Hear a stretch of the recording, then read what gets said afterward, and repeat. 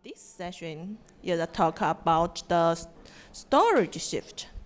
Now, sadly, the storage is still hard. The convergence of virtual machines and the containers. This presentation will be given by Steve Ellis. Sorry, it's my first time. That's okay. And now Thank let's you. welcome Steve. Hey, everyone. Oh, it's good to see a few of the usual hecklers. I'm Steve Ellis. I work for Red Hat. I've been there about 13, 14 years now, but I've been working with Linux and open source a crazy amount of time. So I've known many of you from previous linuxconfs and everything open. Going to look at things through a slightly different lens. I've given talks on storage and containers and virtual machines and a range of technology at these events in the past. And I'm seeing a few trends and a few common issues occur inside organizations as they're going through this journey. There's a little bit of history. Hopefully there's some tips and tricks. Hopefully there's some stuff you'll really disagree with, so you'll buy me a beer later just to argue with me about it, and that's all good. So, a little bit of an agenda. Why on earth are you here in the room? Are you going to get some value out of this? Of course, we've got to do a TLDR because we're all goldfish these days, and if we can't consume something quickly, we're not interested. So for those who are going to catch this on the web stream, there's basically 2 slides they need to read, and they're all good and done. Who really cares? Who are the participants in this inside a given organization today? And what is really actually changing? Are things changing? Some things really are actually staying the same. We're just giving them a different name. We're finding a different name for the problem again. And then, most importantly, how do I protect my data? And this is quite crucial because storage is critical to your organization. Actually, no, that's wrong. Data is critical. Data is what your business lives on. It's what it thrives on. It drives the engines of modern commerce. For many organizations today, and in fact, it came up in this morning's keynote, businesses are basing themselves on the data about their customers. That is their product. That is their revenue generator today. So this is still really important. And have you ever walked into a company and they've said, we think we're going to need less storage in the future? It's just not true, right? So here's a bit of the TLDR. Most organizations, your own organization, your customers are already going to have relationships around where and how they get hold of their storage, where and how they store their data, how they back that up. So you've got to bear that in mind when you're going in to do a new project. And we have this drive now towards modern containerization. And people say, well, they're container workloads, they're non-persistent, they don't actually need storage, but they're consuming data, they're generating outcomes, they're generating data. All of that has to live somewhere. And then when we're dealing with virtual machines or cloud instances, all that data again has to be stored somewhere securely, safely. It's important to you. There's a whole bunch of things in the Kubernetes ecosystem that need to be borne in mind when you're starting to look at containerization. And then, we still have that massive growth. And there are things around software-defined storage options, etc. So we're going to dig into a few of these things as we go through the session. We're going to start with what we call the 3 dimensions of data. Data at rest, where do we store the data? Where does it live long term? Is it stored safely and securely? Can I back up and recover that data? And quite importantly, what's the read and write performance? Because I need to do something with that data. Before I can do something, I need it in motion. I need to move it to somewhere I can act on it. So that's going to have impacts on how am I reading that data? Is it a local drive? Am I reading over a network? Am I using fiber channel? Latency and throughput are crucial. Also, am I encrypting that data when it's on the wire? This is really important inside many organizations. And then, data in action. Is it in data integrity verification? When I'm actually acting on that data, is it the data I expect it to be? Am I sure that the data is correct? And then, I'm able to execute it in a safe environment. This is where execution isolation comes in. And we've had sessions at linuxconfs and everything open in the past about things like memory encryption technology, so that your environment is truly protected, nothing can snoop on that important data. And then very much about service availability. How do we scale these workloads out? And how, when we're doing that, it has an impact on how we both consume and generate the data. But who are the participants in this conversation? Who really cares about it? So there's a couple of crucial, personas. Who in this room would consider themselves from the ops admin side of an organization? Okay, versus who would consider themselves from the developer side, the more, developing the application workload. Now, historically, before our glorious days of DevOps, there was always these walls inside organizations separating us. Never to mind the fact there would be the line of business owner, the product owner, there'd be someone else in the organization they've got to interact with. And trying to remove these walls has been really important. When we're dealing with these in traditional environments, there's actually a fourth participant, the storage owner. Because often that's a different person from your ops admin. Often there's a dedicated storage team. And we have to go down on bended knee and beg for that LUN, for that 100 gig of space on their precious SAN so we can do that new project. So we end up with this kind of interaction. All of these participants have different priorities. And you're saying, but my organization has this sorted because we use cloud and everything's on demand and everything's API driven and we can run our virtual machines and we can run our containers and everything's glorious and we've got that good at it. We've managed to collapse our roles down into these platform engineers or DevOps engineers or whatever your organization calls them. And everything's amazing. Yeah. So what's really changing? Well, what do we need to consider as we go through all of this? Where did you first store your data? I've used this slide before. I love it because my first important data lived on a cassette tape because I had an 8-bit computer. My first computer was a ZX81. And you could fit a lot of data on a 90-minute cassette. You could also lose a lot of data on a 90-minute cassette tape. And then we look at the generations of traditional spinning Rust that we've gone through over the years. And as these drives have gotten physically smaller, the capacity's increased, the performance has increased.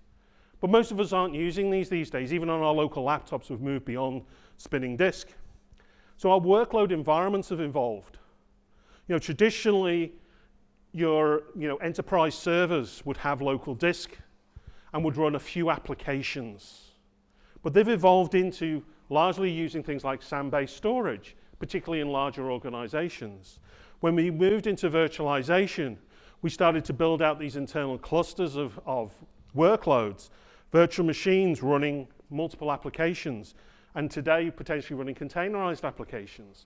And they're largely living on things like SAN-based or NAS storage. They're using not directly attached storage, it's somewhere else in the data center. It's managed by those storage administrators when we're dealing in larger organizations. But in the cloud, we use different terms. What we talk about are whether or not we're using a block-based data backend or a file-based. Right? We're using slightly different terminology, but we're actually talking about much the same thing. The beauty of this is we've now moved into this API-centric world. We're used to making requests for resources dynamically, self-service. It's very different on the right-hand side versus the left-hand side.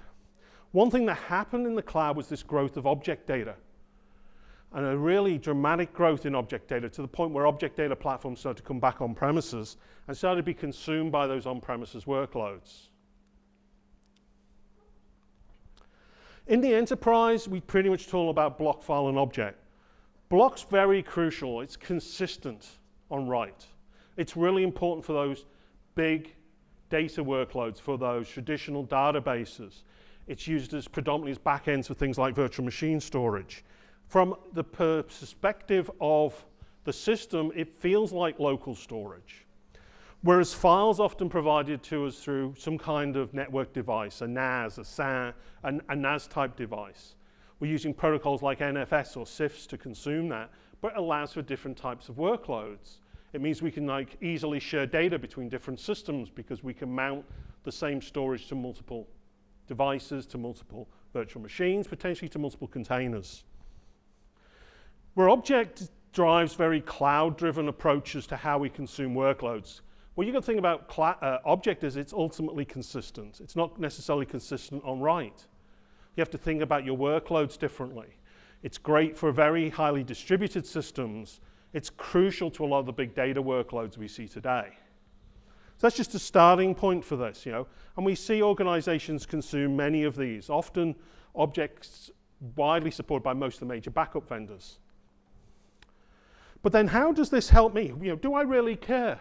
Does my developer and admin team care anymore? Because we can do all this dynamically. We don't have to worry about SANs and NASs. We just go and consume places we can store data.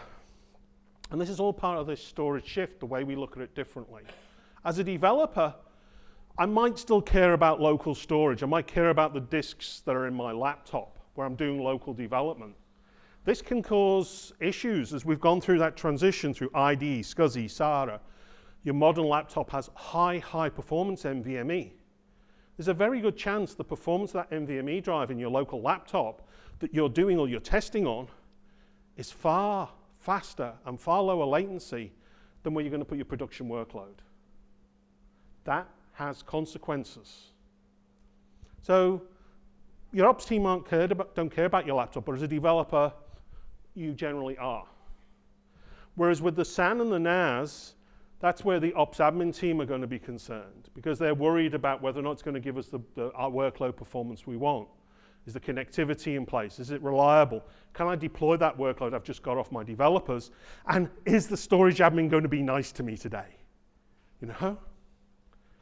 Whereas when we're in that cloud and container ecosystem, as I said earlier, we're very much talking about dynamic workloads, API-centric, and the paradigm changes because we start thinking about whether or not we're dealing with block or file. We're not talking about SAN or NAS. And then we're very much seeing this huge adoption of container workloads. A lot of those are running on platforms like Kubernetes. How many of you in here have used Kubernetes or know Kubernetes in some kind of detail? Okay, not bad. So we're going to go through a few concepts about Kubernetes because it does make you change the way you need to look at storage and look at data. So most of this talk's going to focus over on those terms. We'll dig back into the left-hand side a little bit later on if we've got time.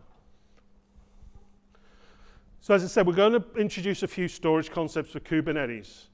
These are crucial. We go into a lot of organizations talking about containerization, Kubernetes, cloud-native workloads, and they need to get their head around a few conceptual changes. You don't just plug your SAN in, you don't plug your traditional storage in, you look at it differently. The early days of Kubernetes had a lot of built-in drivers for a lot of storage environments. These have all transitioned to a thing called CSI, Container Storage Interface. They still support a really broad range of common storage endpoints. Most of the cloud provider storage technologies, VMware, if you're running on top of a VMware environment, you can dynamically request storage. A lot of other platforms, you can dynamically request and allocate storage. Note the term dynamically. It's all about doing this as dynamically as possible. This is really crucial in those cloud-native environments. There are other ways to plug storage into containers in Kubernetes. We can use local storage paradigms like host path. We can plug into some software-defined storage platforms. Rook and Ceph allow for high-performance scale-out storage using local disk. There are commercial offerings. Limbit's doing some really good work in the software-defined storage ecosystem recently. And then you can still go manually attach fiber channel and iSCSI, but all of these have constraints. Like local disk means your workload isn't portable. You can only run it on this node. One of the beauties of Kubernetes is if I have an issue, it will go and move workloads. I can set replication factors and have my workload scale out. I can't do that if I'm consuming local disk for the most part. Software-defined storage, you've got to scale it, tune it appropriately to suit the workload you're running. Scaling for both size and performance can be challenging. And then if you go for a traditional network attach, the kind of thing you would have done as a storage admin or a sysadmin in the past, where you go and ask the SAN team to give me a LUN I'm going to plug into my hardware, that doesn't, again, play well with Kubernetes. This is where CSI comes in. It takes away a lot of that heavy lifting. The other things to think about with Kubernetes is, again, we're trying to make it so that the developer really doesn't care, goes, here's my workload, go and run it. I just need the right storage class. I need a block type storage class, or I need a file type storage class. Storage classes are a great way to provide that level of abstraction. And you can have multiple storage classes. I might have a high performance, I might have a medium performance, I might have a CIFS class and an NFS class because I'm using the CIFS class because I'm also sharing data with some Windows workloads. You can do all of this. The storage class is what your workload's concerned about. You'll hear about persistent volumes and persistent volume claims. That's how it's mapped onto the underlying storage. So you request some storage to be attached to your pod, and the persistent volume is the real storage. This is going down. You might think all these abstractions get in the way, but actually it can make the administrator's life a lot easier. One thing to think about, though, is the way that storage is connected to the workload. When we're dealing with a container only ever sees that storage as a directory subsystem. It just sees it as files. Again, everything associated with that, where that storage really lives, is taken care of by the host it's running on. So the beauty of the container doesn't need to know about NFS or CIFS. It doesn't need iSCSI support. It doesn't need to know about fiber channel cards. It doesn't care. So it's great because your developer doesn't have to care. All they have to care about is creating that new business service. But it's the CSI driver that takes care of all the heavy lifting. Instead of in the past, I've now got to go and get this thing allocated, set up iSCSI, or go and make sure I've got the fiber channel ones and get them attached to the right place. What I get is my storage admin to give me a login or a API key to connect to the SAN, and everything else is taken care of. And this scares a lot of organizations because, the storage admin's been this gatekeeper, and it's been a control point and a choke point. And now all of a sudden you're saying, give me access to do what I want. So some organizations don't like dynamic storage. They still want to do things in a static manner, and that slows them down.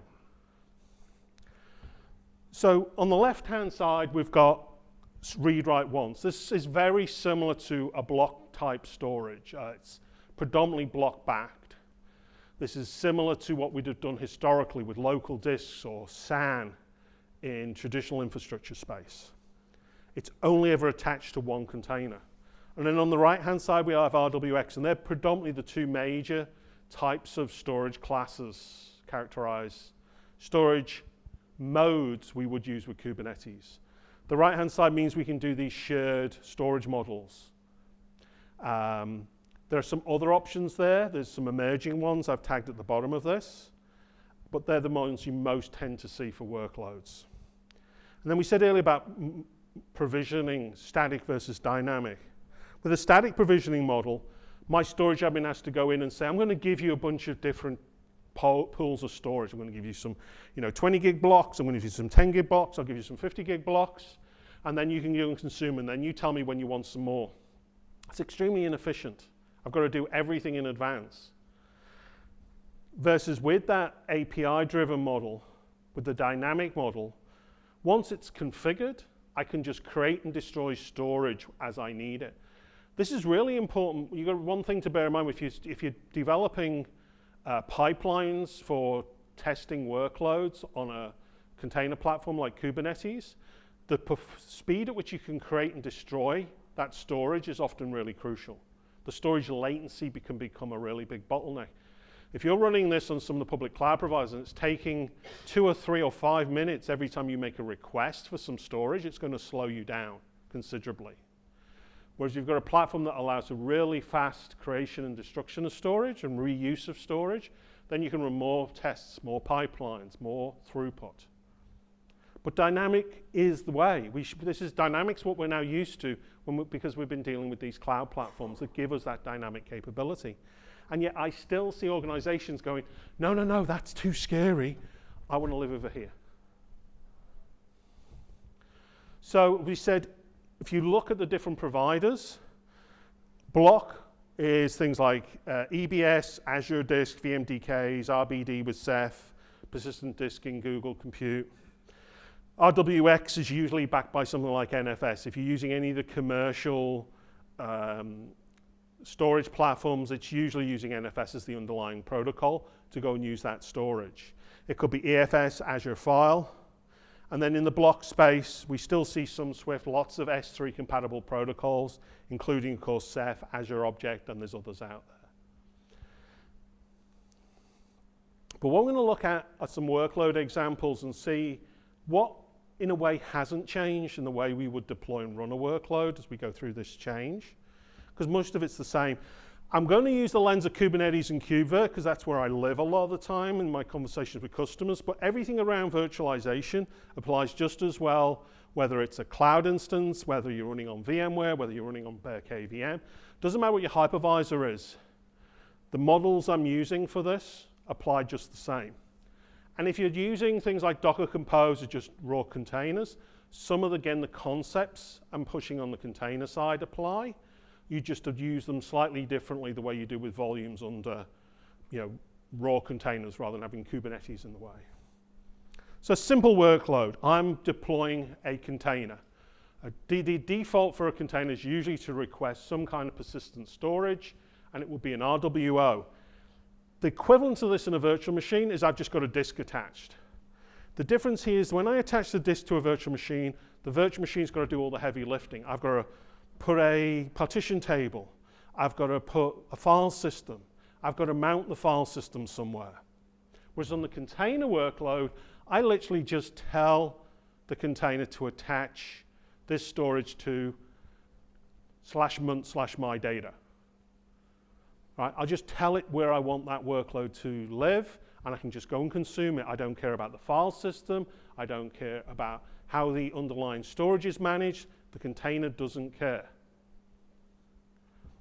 But this is still treated as a block device. It's consistent on write, which means I can use this for database type workloads. Now, in a virtual machine environment, often, or a traditional server environment, often we've got multiple drives attached. So this applies just as well. Same thing in the container environment. I could have multiple drives, multiple volumes attached to my container. If I'm going to use some kind of external storage, all right, I'm consuming, I've got my boot drive, but I want to read some data off NFS. Again, in a VM context, I will mount that using a network protocol, NFS or CIFS. But again, the VM, the operating system is managing this. I need that driver present. Or maybe I'm directly attaching some kind of large-scale storage. Again, thinking about big traditional data platforms, I've got my boot drive, but I've got a half a petabyte of Oracle data living on a SAN somewhere that I'm actually using for my business. And I'm going to consume that directly through a high-performance connection or some other mechanism. But I'm putting all the complexity into the virtual machine.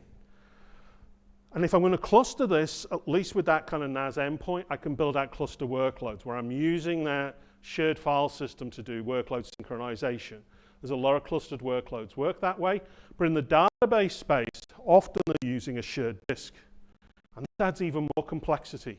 How many of you have had to set this up where you're setting up a shared LUN or a shared iSCSI endpoint, and then having to make sure that it's got something important like a cluster-aware file system on it, so you don't go mangle all the data so that these workloads can interoperate and work correctly. This is building in a high level of operational complexity. If I want to do it with a container, I just go and plug in an RWX volume. Container doesn't care. Containerized application developer doesn't care, because the heavy lifting's happening outside that ecosystem. All the heavy lifting's happening on Kubernetes, wherever your underlying container environment is. So the container, as I said earlier, doesn't have to worry about what file system I've got, what partitioning table. None of that matters. And it means we can look at things like scale-out workloads differently. One model we see is things like messaging platforms like IBM MQ need a synchronization point. Deploying these with containers becomes a lot simpler. It's a much easier pattern. It's a much more elastic pattern, and it allows for scale-out patterns. So if you're doing scale-out data analytics using some kind of shared file system with containers, really easy. Or you could be doing it again with some kind of S3 object store, really easy. Or often we see a hybrid model, a combination of the two.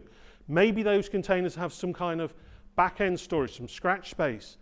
Again, you can evolve this model out. It becomes much easier with containers, but it's actually no different from the way we used to do it with virtual machines.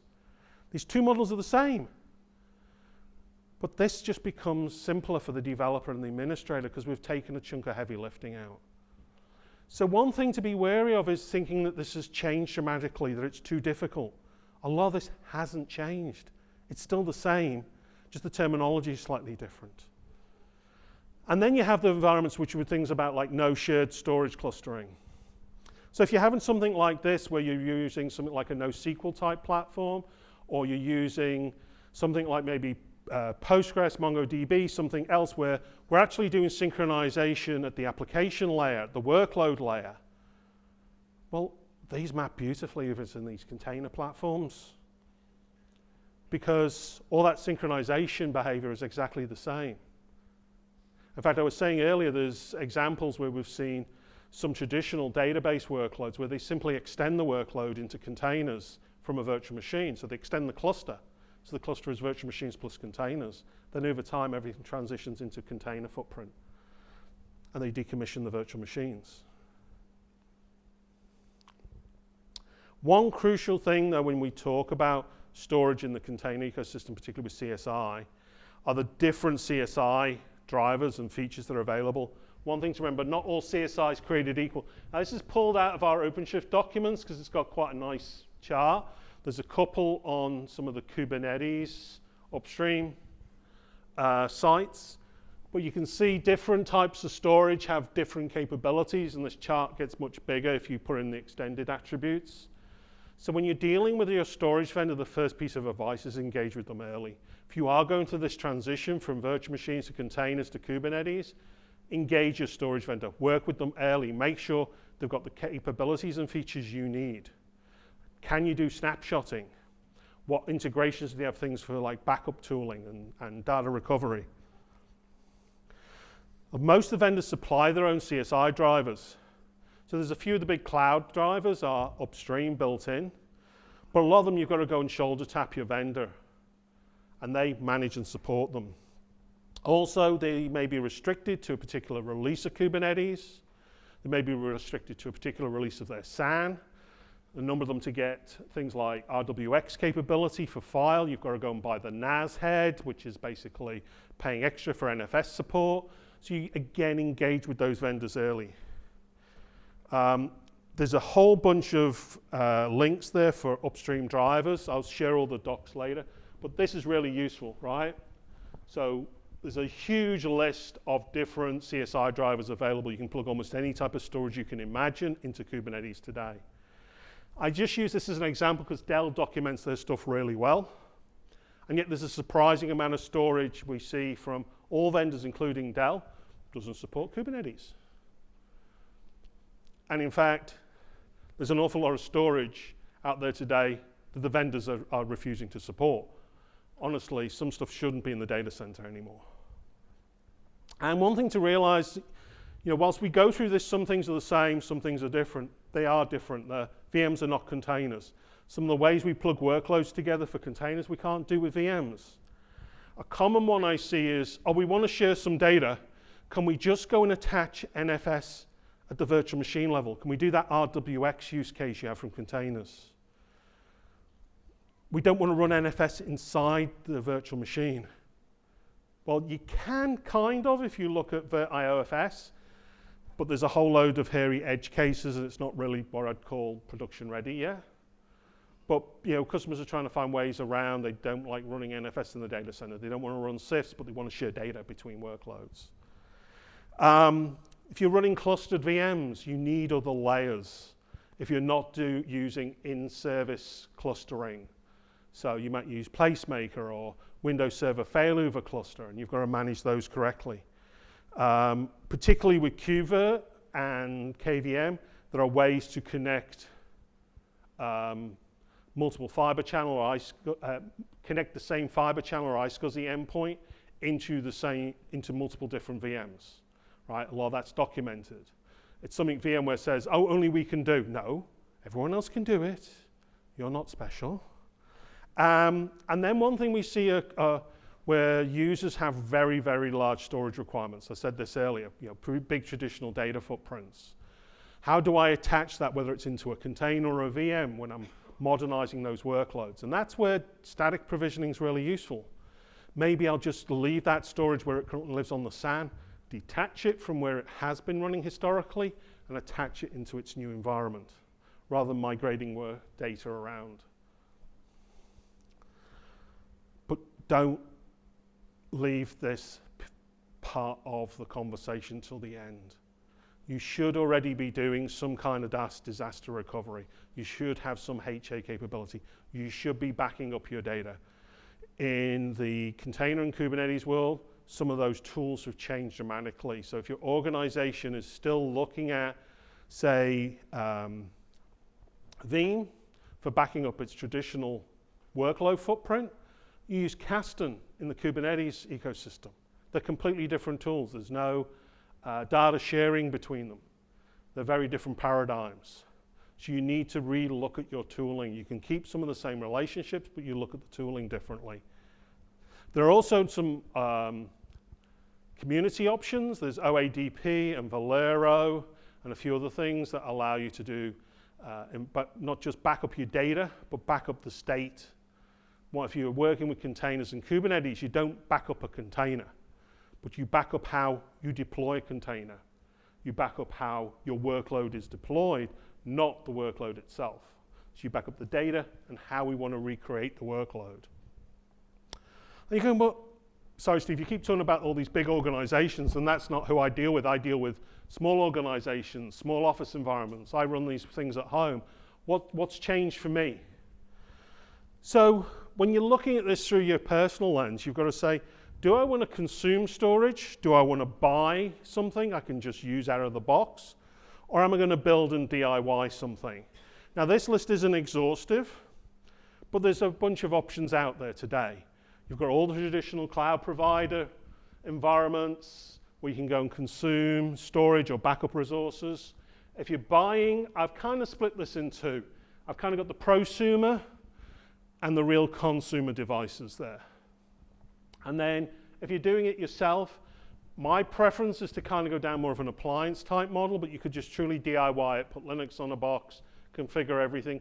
I still have a load of friends who just run Windows Server at home because that does what they need. That is their home storage.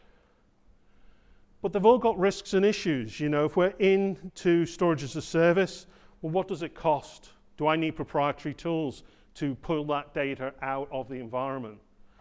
What are the concerns around data access and sovereignty? They're quite good as a backup environment, but be wary if you assume that environment's backed up.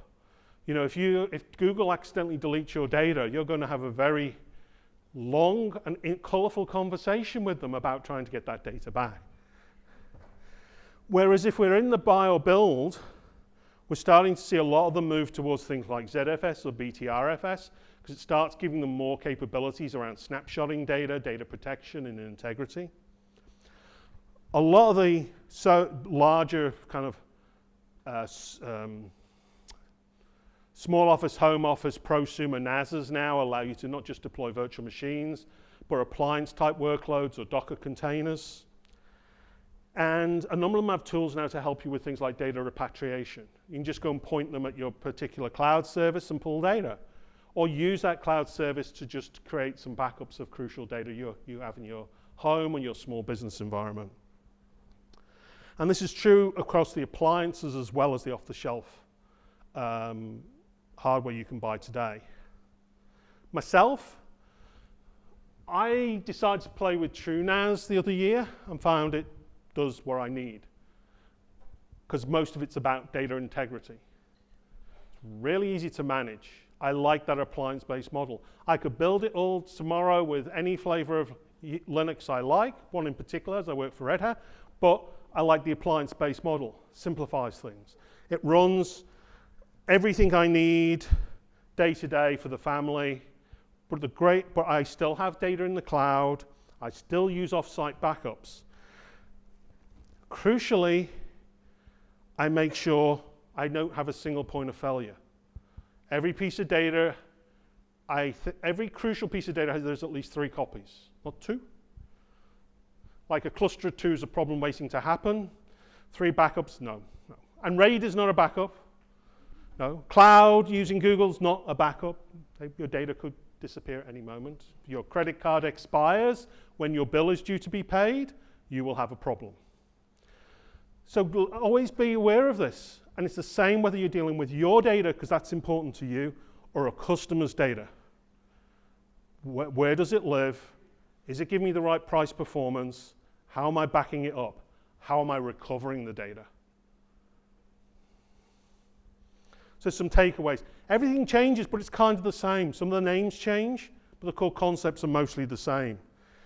Protocols are constantly evolving. We're starting to see a shift in the enterprise now to a thing called NVMe over Ethernet. So we're literally using NVMe protocols over copper to talk to storage at ultra high performance with very low latency. So the protocols and the way we access data is constantly changing. But that data is critical. It's the lifeblood of your environment, lifeblood of your customers. It has all the photos of my grandchildren. I want to look after that data. That is important to me. And when you're looking at cloud versus on-premise, big data is expensive in the cloud. Repatriating data from the cloud is expensive. I'd be very remiss if I didn't mention at some point in the talk AI, but those massive, big, data-centric workloads, those AI/ML type workloads, they consume and generate data at a massive rate. So we're dealing with organizations literally with petabytes of data they can't put in the cloud, whether it's for security or sovereignty, or it's simply too expensive. So it's got to live somewhere. So data continues to explode for all of us. And please, please remember, RAID is not a backup, right? Anyway, that's it from me for now. Any questions? Have we got a bit of time? Yes. Come on, someone heckle. Yes.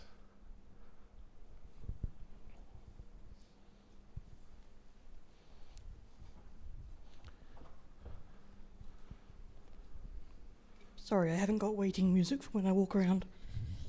Thank you. So you mentioned ZFS. Yeah. Do you foresee any change in acceptance, wider adoption of ZFS within Linux, or is it going to be confined to lunatics and FreeBSD, who are not the same? No, look, it would be absolutely astounding if Oracle changed the license on it, because it would be a real game changer if we could properly ship it without any distribution, without potential consequences. But the OpenZFS community in the last couple of years has done a huge number of improvements. So there's pretty much kind of parity now between running on BSD versus running on Linux. And in fact, TrueNAS core is no longer being updated based on BSD. TrueNAS Scale is their future, which is based on Linux. So the investments now are focused on Linux. And they're one of the biggest contributors to that ecosystem. So there's a lot of cool things going on there. But what's good, and if you look back at some previous conferences, and there's a talk here later this week about BTRFS, it's good that there are other options and there's challenges, new capabilities appearing. None of them are 100% perfect. I've had data corruption with more file systems than most people can name. So there's always challenges. And when we get into recovering now, once we start moving to more complex file systems and things like flash-based storage, recovering data becomes a lot more complex. So backups have become even more crucial as part of that thing. But I'd really love to see the licensing change on ZFS. Any more questions? I'd recommend some people go and see Peter's talk, 'cause he's going to talk about running things in your home environment and avoid it, and repatriating from the cloud, running things privately. So I hit this recently when setting up a home backup solution, and initially I was thinking, oh, there'll be some cloud thing I can do for not very much.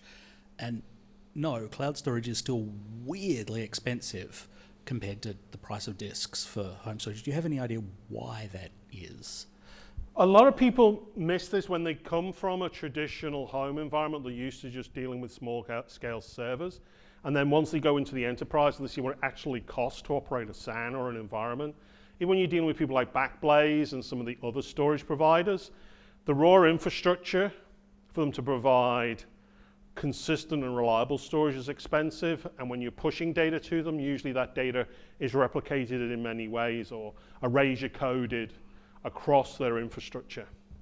So they do focus, those storage organizations, on having consistency under the hood.